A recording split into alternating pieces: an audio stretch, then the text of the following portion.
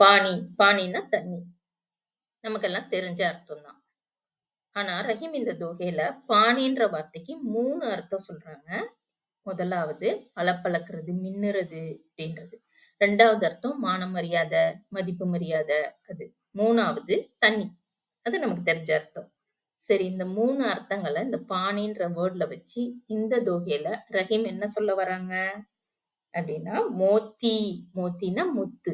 முத்துக்கு பாணி அதனுடைய பளபளப்பு தான்.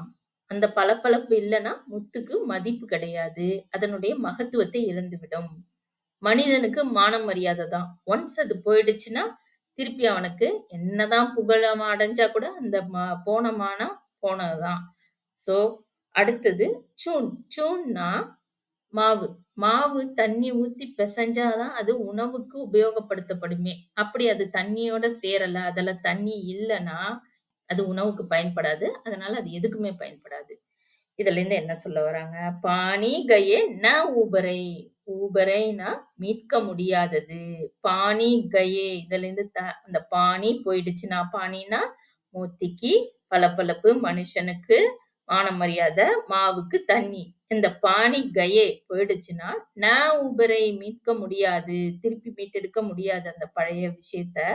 பினு பாணி சபுசோன்.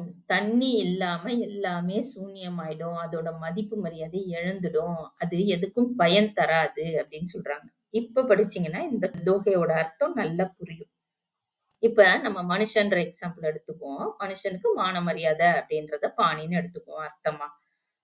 ரஹிமன் பாணி ராக்கியே. அந்த மான மரியாதையை மனுஷன் பாதுகாத்து போற்றி வைத்துக் கொள்ள வேண்டும்.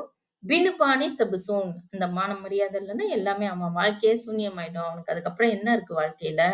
தன்மானம் போச்சுன்னா, மான மரியாதை போச்சுன்னா. பாணி கயேன ஊபரை. அந்த மரியாதை போயிடுச்சுன்னா திருப்பி மீட்க முடியாது.